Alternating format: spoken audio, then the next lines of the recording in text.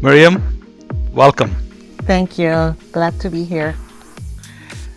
It's fantastic to do something very different, going away from instruction to consulting, right? We're going to talk about cybersecurity maturity model compliance, CMMC, but from a very different perspective. You've done a fantastic job for Divergence as an instructor, but I want to learn a lot about CMMC and what it means for you personally, what it means to your business, Reef Systems, and all that good stuff. It's good. And thank you so much for the opportunity. I've really enjoyed teaching at Divergence. It's a great organization with your leadership, guidance, and commitment to ensuring that our veterans get retrained and get upskilled. Definitely a great place to be. Now, talk to me about your role at Reef Systems. What you do, what's your day in a life look like? Okay, so Reef Systems, we offer different services. And what my day looks like is we have a lot of different customers, primarily within the federal government. We work for some federal agencies. We also work for other contractors that are providing services to the federal government, and they're looking to be compliant with some of those requirements. So I could be one day helping an organization understand how to handle the control of classified information in your systems and working them build out their data flow.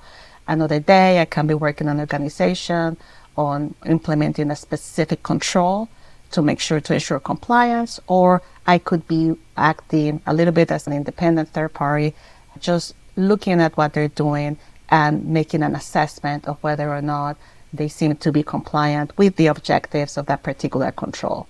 So it varies day to day, week to week.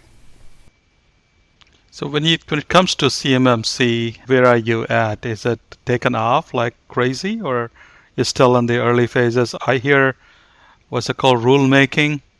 They say March is supposed to be the time rulemaking. DoD is going to start implementing CMMC on all DoD contracts. Are we there yet, or it's postponed? Yes, so we're looking a little bit of a delay as the government has certain rules and procedures that they need to follow in order to add additional items to any contract. So in order to complete the rulemaking process, they still need to receive input from certain organizations, and they need to put it in the agenda for review. What seems to be happening is that the rulemaking process that includes CMMC is not going to be completed until a little bit later. So in the meantime, the underlying controls related to CMMC is based on the 800-171 controls. Those controls are part of contracts right now. So people should be working on getting those controlled and all of that. But the certification aspect of CMMC, meaning getting that certificate that says that you've been assessed by a certified third-party assessment organization like Reef Systems, and you get a certificate saying you're at CMMC level 2, that perspective, that aspect of it is not going to take place until I think we're looking at maybe sometime next year. Wow. It's just taken a very long time. 2 years just to get here, and now we are in the rulemaking process, and that's going to take another 7-8 months. Absolutely. It's a slow moving process. But again, they want to make sure that they're dotting all the I's and crossing all the T's so that there's no pushback and that nobody can then later on say, you shouldn't have included this in contracts, or the process wasn't followed properly. So they want to make sure that they have everything lined up so that once they finalize it and make the statement, it can quickly be moved into adoption. So it does take time. So, Myriam, I heard about level 1, level 2, level 3. Everything you're talking about, that's level 2, correct? Yes. So the CMMC certification, as of right now, based on CMMC 2.0, will be for companies that need CMMC level 2. So they're the ones that would need a third-party assessment of their systems. So in order to obtain the level 2 certification. CMMC level 1, it's focused on what they call federal contract information, And that's a smaller set of controls. And as of right now, the plan is to let organizations conduct a self-assessment using the assessment guide and self-certify that they're compliant with those controls. And the self-attestation, is that something that everybody's been doing today, or is that something new? The submission of the documentation for self-attestation, especially for level 1, that's going to be something new. Currently, for companies that are handling control and classified information for the Department of Defense, they are required to submit their compliance status with the controls from 800-171 into a supplier risk management systems first. So from that perspective, we're already reporting what our score is. We're reporting the name of our system security plan. We're reporting if there's any plan of action and milestones, POEMs required in order to achieve a perfect score. They need to report on what those dates are. So that part of the reporting is being done, but it's for the people that handle control and classified information. Self-attestation and an upload of documentation into repository for the federal contract information, that will be new. Got it. Got it. So the parts with level 1, there's a little bit of work to do, and there are quite a few. And I'm looking at data here, Myriam, and it says there are over 220,000 prime contractors. And in level 1, which is foundational CMMC level 1, it's 140,000 organizations. That's a lot of organizations that probably are going to go through self-attestation process. Am I correct? Yes, absolutely. And actually, it might be even more than that, because when you're doing work for the government, even if you're a prime contractor, if you have subcontractors, you need to, quote unquote, flow down those clauses. That means that your subcontractors also have to perform those steps. So subcontractors to these companies will also have to do self-attestation for CMMC level 1. So that will be applicable to almost everybody doing work with DoD, because all DoD contracts have federal contract information. Wow, wow. So rough estimate, how many are you thinking are out there? So 140,000 prime contractors, another 800,000? Yeah, I don't know. How big is the number? It's a big number, right? Because it's going to be pretty much everybody, unless I guess there's some exception right now for any companies that are providing commercial off-the-shelf software. They're in a little bit of a different category. But any company, from a janitorial company to a company that does catering for the government, everybody will need to do that self-attestation for level 1. So it's hundreds of thousands, absolutely. How do they get that done? It's so new.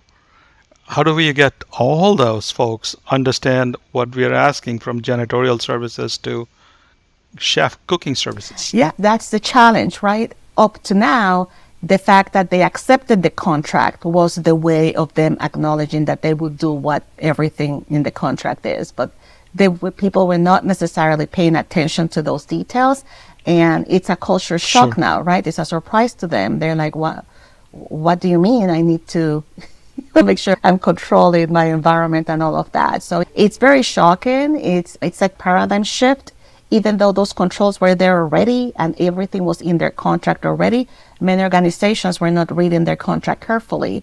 So they're in for a shock, and it's going to be hard work in making sure that they understand the ramifications of not doing it, because now with the self-attestation, they have to take an active role, right, in acknowledging and submitting the documentation and all of that. So that will change the way they behave. Before, they just sign on the contract and say, yep, I'll take the contract. Now they need to take that extra step. And if that's not done properly, then they're going to also be subject to False Claims Act and a lot of other things that are coming into play that the government is looking to use in order to enforce the regulations that, to be honest, were already in play and were already in paper and people should have been following to begin with. So I'm going to ask you a question that's related to Divergence Academy. So let's say I choose to be in a training business on a federal contract. Am I also Are we supposed to be a level 1 self-attested compliant Well, you organization? need to look at what your contract says, right? So if you have a clause in your contract that specifies that you're going to have federal contract information for DoD, if that clause is in your contract, then absolutely you will be subject to having to do a self-attestation. And that's the key thing. People need to understand what's in their contract. If that federal acquisition regulation clause is in it, you're subject to it. And if it's not in it, but it should have been in it, you might be subject to it as well. Wow. Okay. It's good to know. It's good to know. Level 1 CMC compliance. So it's as if I'm going to go through self-attestation. What does that mean? Do I have to go through entire 110 controls that are part of your NIST 800 171, or is it subset? What does It's that mean? actually a subset of those, and it's going to be applicable to the systems that are handling federal contract information for you. So if you only need to do CMMC level 1, you're basically following Federal Acquisition Regulation Clause 52.204-21, and that includes 17 controls that you need to make sure that are implemented properly. Okay, and I'm guessing those controls are related to security, like identity access management, how you store things and things Yeah, like that. exactly. Most of them are around access control, which is a core component of any security framework. So it's about access control for the most part. It's about controlling that information, sanitization of devices when you finish them, making sure you're disposing of that data properly. So it's up from that. And then also physical access control. We need to make sure that's part of it as well. So those 17 controls include physical access control as well. Interesting. Even though we are a lot remote here at Divergence, there are a lot of organizations that actually have physical presence and with locks and keys and things like that. I'm guessing they have to follow some controls And too. even if you're completely remote, whatever equipment you're using to connect to the cloud, you need to provide controls for that. Even if you're working from home, you need to make sure that people around your home are not coming around and playing on your computer, right? Or accessing the systems from your Right. computer. So there's always a Wow. physical access component to all of this. Right. We just cannot say, hey, my cat ate my homework or dog ate my homework, right?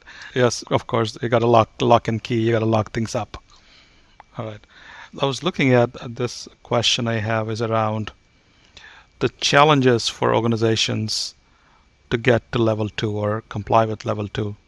And are there basic hygiene, basic things that they got to be looking at to get to level 2 compliance? What basic hygiene? Absolutely. So there's a few things that all companies should be doing, as you mentioned, from a basic hygiene perspective. And we're looking at access control. We're looking about insider threat training as well. Even though we know that there's a lot of bad actors there that are wreaking havoc and compromising systems, a lot of the issues and one of the biggest risks for all organizations are based on insider threat. So insider threat training and security awareness training is key. Access control is also an important component. Also logging information, retaining those logs, aggregating those logs so that you can have a good incident response, right? And monitor for anything suspicious, malicious activity. Maintaining your systems up to date, right? Basic hygiene, make sure that you're at the appropriate patch level, that if a piece of software is not longer going to be supported or you know that it has vulnerabilities, make sure that you remediate all those. And then there's also, as I mentioned, some basic physical security components that you need to be looking at as well. One key area on CMMC level 2 that seems to be an issue for a lot of organizations is encryption. And you need to protect the confidentiality of that information as it flows through your system, and it needs to be based on FIPS validated encryption. There are companies that promote FIPS compliant encryption or technologies that are FIPS compliant, but FIPS compliant does not meet the standard. So FIPS validated, it will be something key that organizations need to make sure that as they go on the implementation of the controls, that the FIPS, the encryption that you're using, for the data as it goes through their system, and when it's stored, or being backed up at rest, whatever it is, that it's FIPS validated encryption at all times. And what does that mean?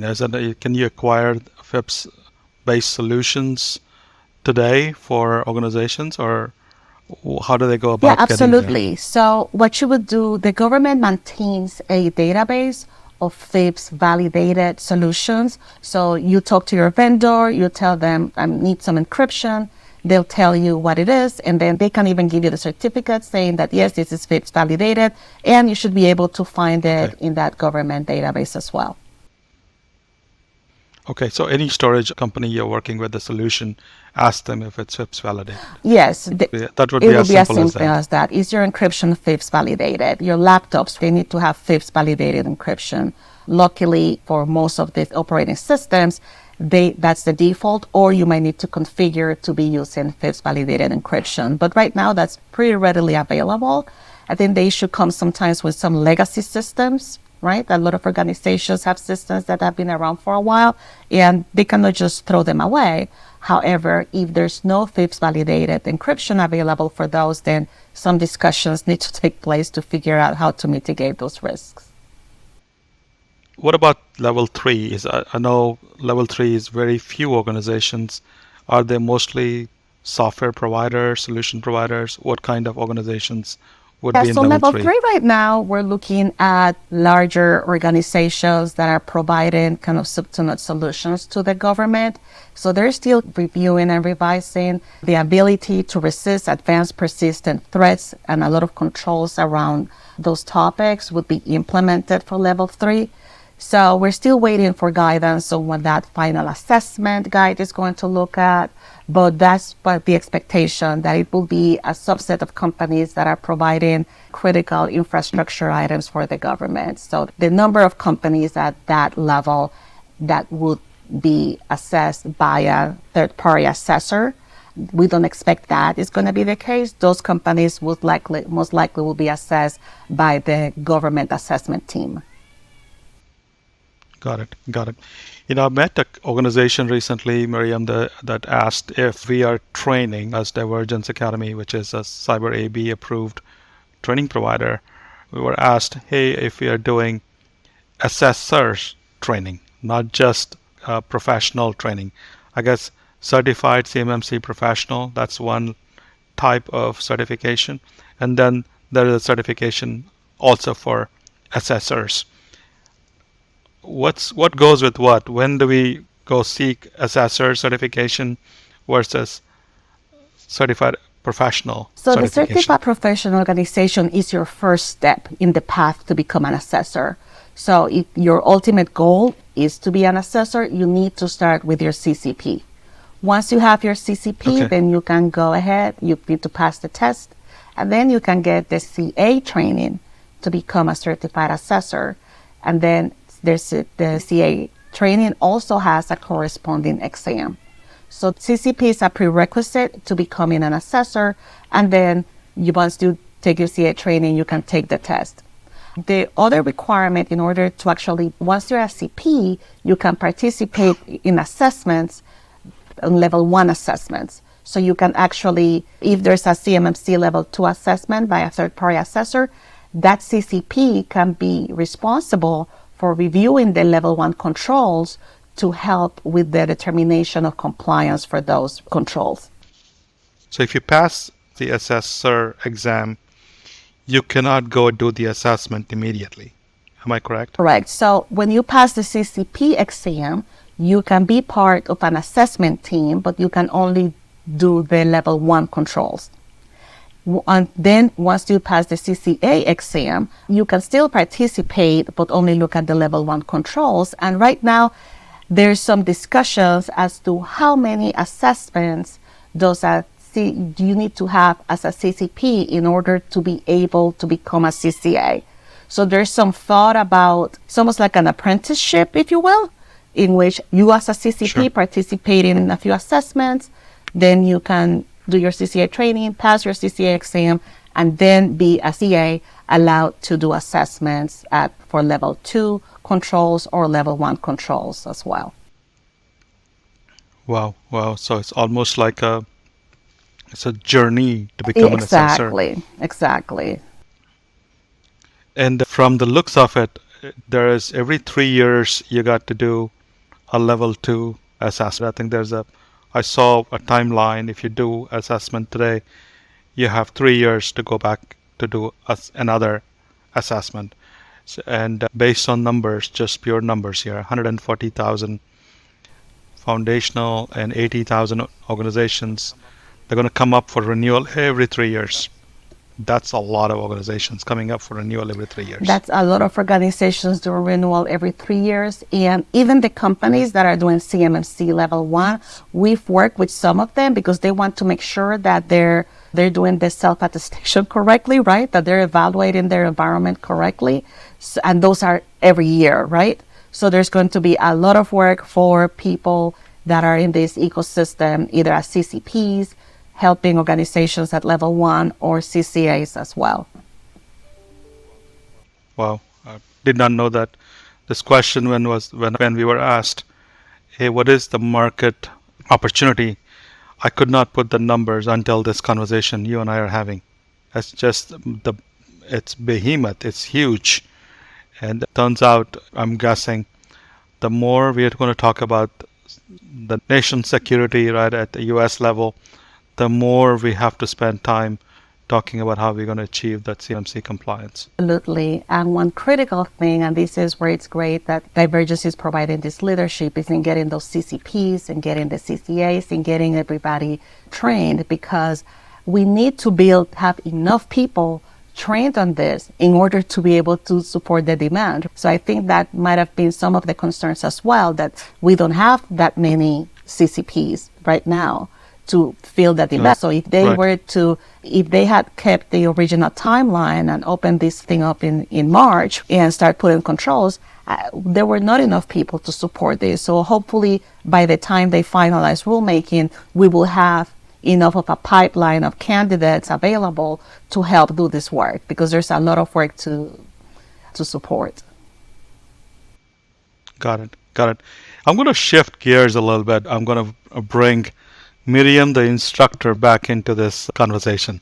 You have taught two different programs for Divergence, both cloud with Cloud Security Alliance's CCSK Knowledge, CCSK Foundation, and also CCSK Plus. You taught that class for us. And you also taught Managing Compliance on SOMI, our Security Operations Management Immersive. You've seen two different sides, cloud side and non-cloud side, and you're bringing both of them home. How would you share what you and I just talked about over the last 30 minutes? CMC, cloud, zero trust. How do you frame this conversation into one simple an agenda for organizations to be thinking about? To me, it's all about security, right? And protecting confidentiality, integrity, and availability of the information. So that's the bottom line. When you're looking at a lot of the organizations, many organizations have a hybrid environment in which they might have an enterprise network and they also have cloud components. So right now, most of the organizations have at least a component in the cloud. So it's important that they understand the controls needed to maintain your cloud environment safe. Yes, granted, you might be using one of the big name cloud providers, but there are controls that users need to also implement to maintain that cloud environment safe as well. And then when we're looking from a zero trust perspective, that it's never trust, always verify, we're seeing how the government is leading the way. They awarded that big contract back in the December timeframe to Oracle, Microsoft, Google, and AWS to start helping build out a lot of these new capabilities. And a few weeks ago, they issued their first task order to start doing some prototyping. So to me, the one line that unites it all, the theme of it is security, protecting confidentiality, integrity, and availability of your data and systems. Irrespective of whether they're running in the cloud. Yeah, whether you're on the cloud or you're running on premise or you're running a hybrid environment, you need to protect that information at all costs. You need to maintain security and be ever vigilant. We, again, as we're moving into zero trust and all of that, we're looking at making sure that we're assuming that the enemy is already in our network. So even if you're in the network, even if you're already logged onto our system, we still don't trust anybody. So we're verifying, authenticating, validating everything that each one of the subjects is doing in our system and access to all the resources. And we're also learning behavioral patterns of the people using our environment to see why is this person trying to access this resource when they're not supposed to have access to it? Why are they connecting from this location when that's not where they usually are? So we do all that learning as well so that we can start implementing real-time decisions on security, where when we see that there is a device that's behaving funny in that they're trying to access or pull some data that they shouldn't be accessing, and they've tried 4 or 5 different times, that we isolate them from the network and remove them and help us make decisions to manage all those threats. Got it. Got it. No, thank you. Thank you. As a school, one of the things we go through every year is an audit, financial audit, some kind of an audit. And I was reading this whole concept of spot checks. It's on this. There's an organization here that could, even though you're self-attesting and you're submitting that to your Spurs, you're okay submitting this annually, but the organization could be go through a spot check. What does spot check mean? A spot check in that context would mean that they might reach out to you because you submitted your score, right? And you said that, and they might tell you, hey, can you turn over that system security plan that you used to submit your score to Spurs? And by the way, I need it by Friday, right? And it's Wednesday. Since you had reported your score, and in reporting the score, you were supposed to give the name of your system security plan and the date of your system security plan. The expectation is that you should have a version available, right? Even if you're working through things, you should have the version that you claim to have used for your submission at the ready. So that's what we're looking at when we're doing spot checks. So they might want to ask you for your SSP so they can take a look at it and see what it looks like. And that can happen at any time. Boy, right? That could be, you got to keep all those handy. You got to have a vault somewhere or store it somewhere, so it's easy to find it when the question is asked or you're spot checked. Okay. There's a question here. I have written this down on, it says DOJ's Department of Justice, a civil cyber fraud initiative.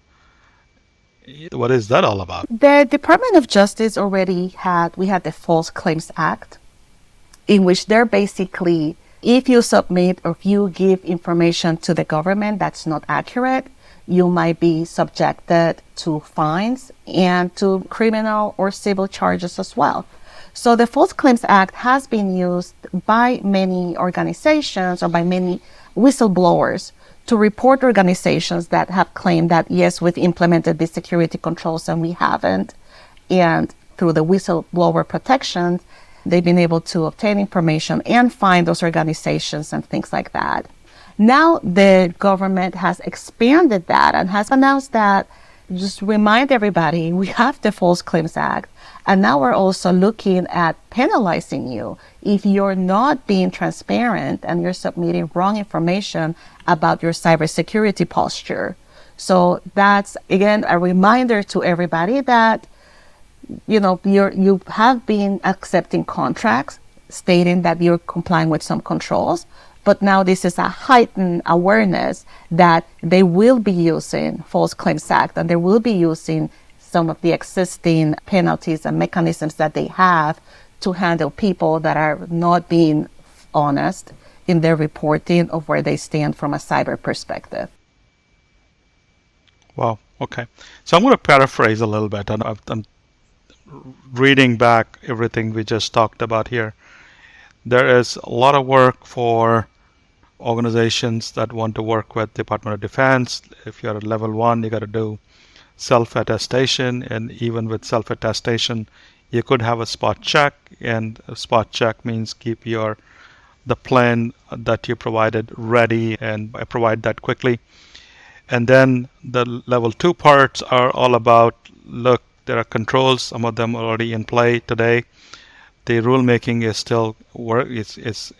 We're going through rulemaking. Nothing is going to be, I guess, be part of DoD's contracts until 2024.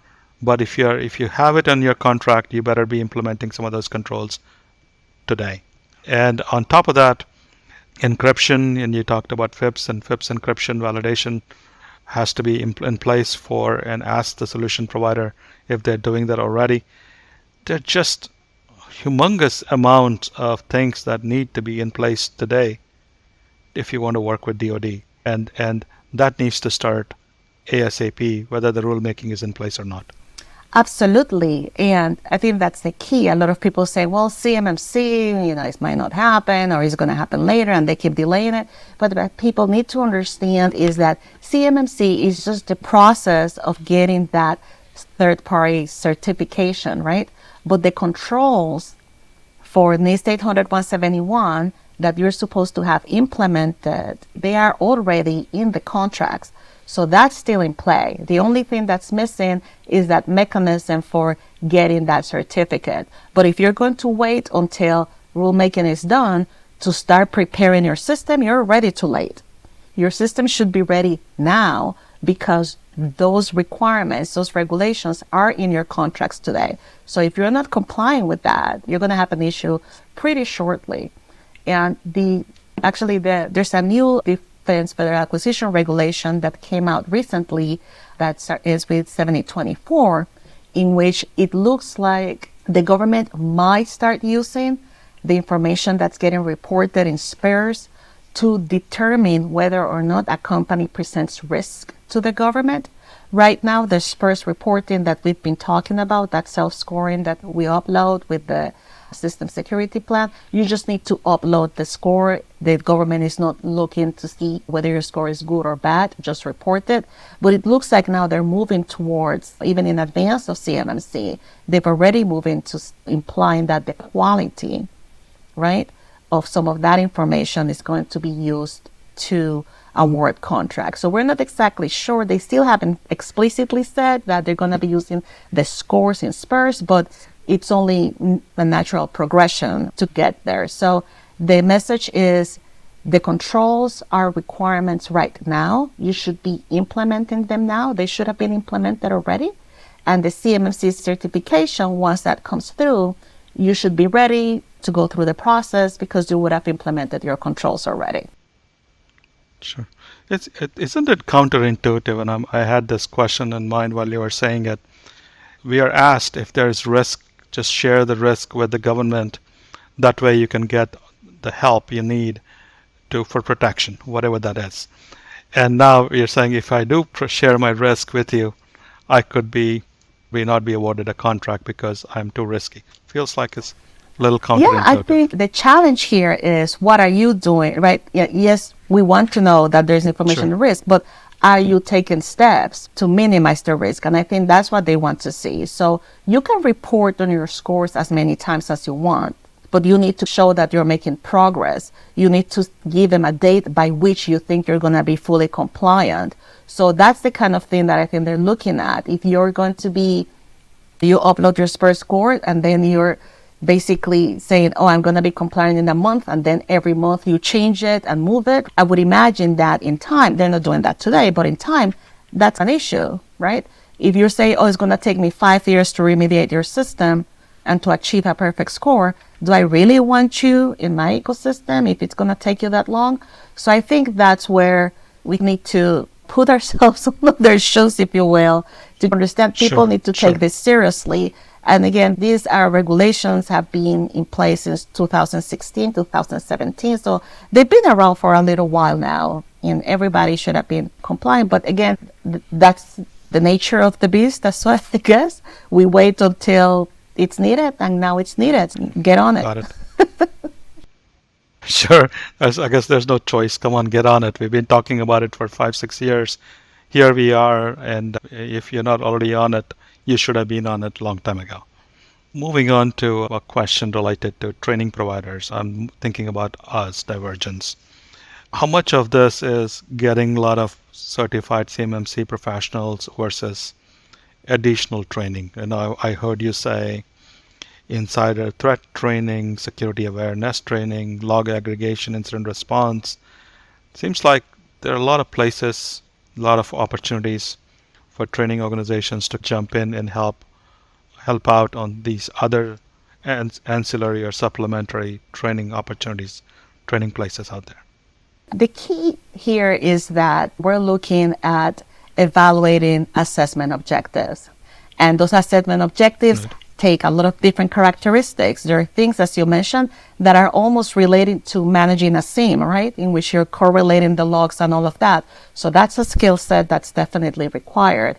Some of the controls and assessment objectives have to do with ensuring that you are doing the appropriate background checks on the individuals that you bring in-house, right? So from that perspective, you need your human resources team to understand what that looks like and all of that. So definitely, there's a lot of things that are important from a scoping guide, from a CMMC perspective, but the rest of it are just best practices and good controls that I don't necessarily think they're specific to CMMC, right? They're just good practice, good controls. So that to me, it's where all of the things that Divergence is bringing to the table are going to be critical, because even if the people that do not go through a CCP training, that's fine. They're going through the cloud security training, which is extremely important. They're doing a lot of the data science and analytics, which is very important. So there's a lot of other training that is available through Divergence that can prepare individuals to be part of this ecosystem, even if it's not just the specific CCP training. Got it. No, thank you. So I'm going to get to the close here.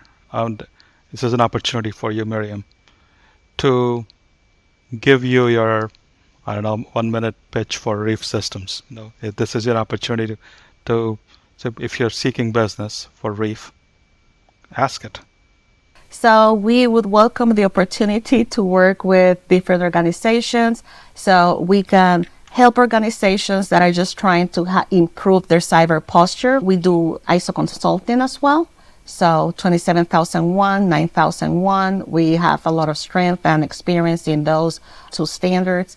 If you're a government contractor with DoD and you need to achieve compliance with any of the federal acquisition regulations, or if you're handling federal contract information or control on classified information, we can help you understand what the controls look like, would like for you in your environment, help you understand your business processes, right? Especially when you're looking at control on classified information, CMMC level 2, looking at that scope, reducing the flow of that information, making sure you're applying controls on the right places. We can help with that. And then last but not least, if you're looking for your formal CMMC assessment, we can help with that. So there is a joint surveillance program available in which we are able to assess you with the 800-171 controls to make sure that you're actually in compliance. And again, we're able to help in very different ways. We also make sure that if we're the company that is preparing you for an assessment, we're not going to be able to conduct the assessment. So we maintain that separation there to avoid any conflicts of interest. But we are ready and able to help anybody. We do training as well. And we have a lot of people on staff that are able to help you with anything that you need. We create a plan of action and milestones and then help you implement that. So we're very nimble. And we have a lot of depth in a lot of different technologies and backgrounds. So just let us know and we'll be happy to help. Fantastic. Thank you, Myriam. And appreciate this entire conversation. Sincerely, I appreciate it.